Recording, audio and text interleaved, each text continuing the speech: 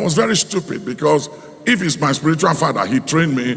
What is wrong if he claims that my church is his? And there are two people in your life, you must be very careful how you deal with them. It doesn't matter how gifted and anointed and blessed you might be. You have to be careful of two people in your life. One is your biological father, because your biological father tells you your history, where you've come from. The second is your spiritual father. Your spiritual father shows you your future, where you are going, and directs you. These two people, you have to be very careful how you handle them, what you say about them, how you deal with them, no matter how gifted and anointed and the revelation you walk in. I'm just telling you, giftings and anointing and revelation doesn't make you a spiritual father, nor a biological father. It doesn't matter how much wealth you have, you can never become a father and make your father a son, whether spiritually or physically. It can't happen. You can't change it. It is what it is. And it's time that people begin to understand implications. Because I see a lot of gifted people, anointed people, and they think their gift and the anointing is okay, and that they can do anything and get away with it. You are joking. It's just a matter of time. I remember when I began, I was very successful in Ghana as the first charismatic church. And I was having problem with my spiritual father, Archbishop Idahosa of blessed memory.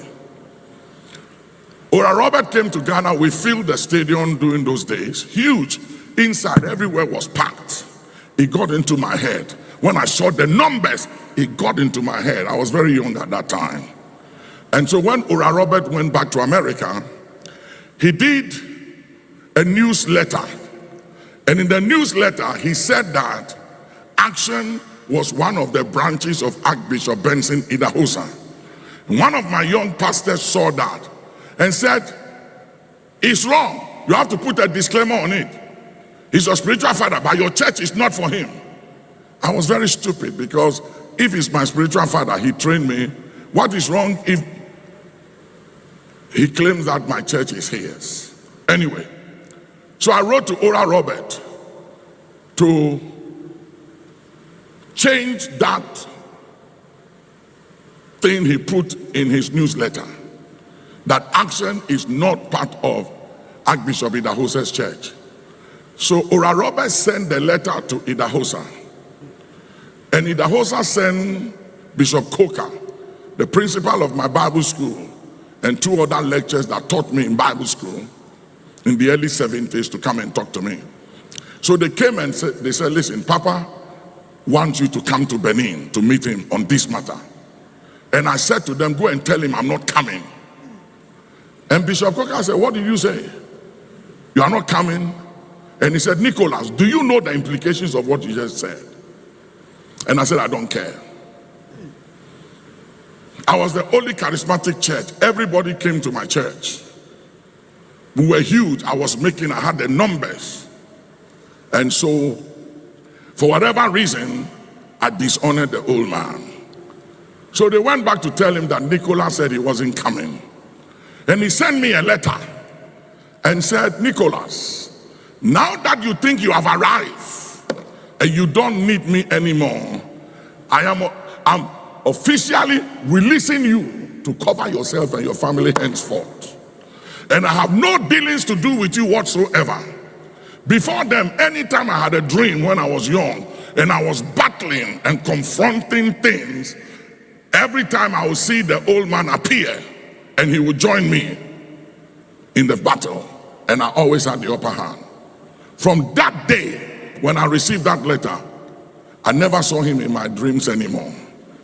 And I remember I took the letter and I bent the letter and I said, I don't care who you are, you have no power over me.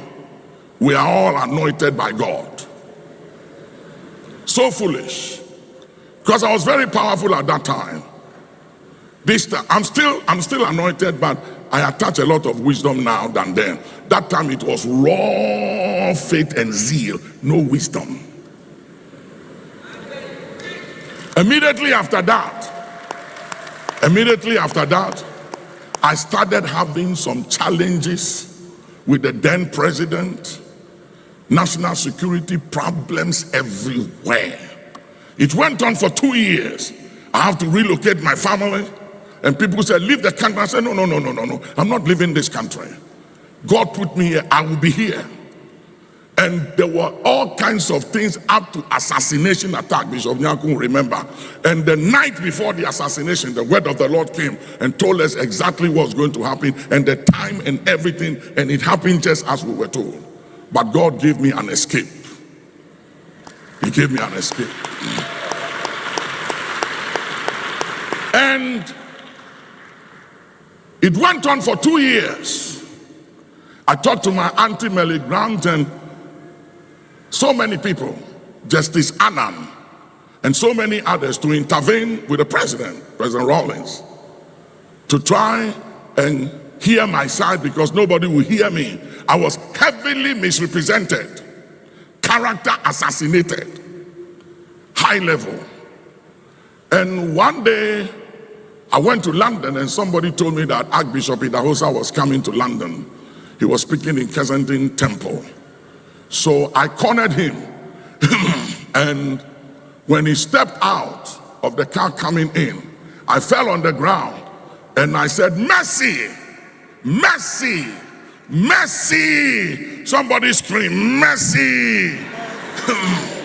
And you know what he said?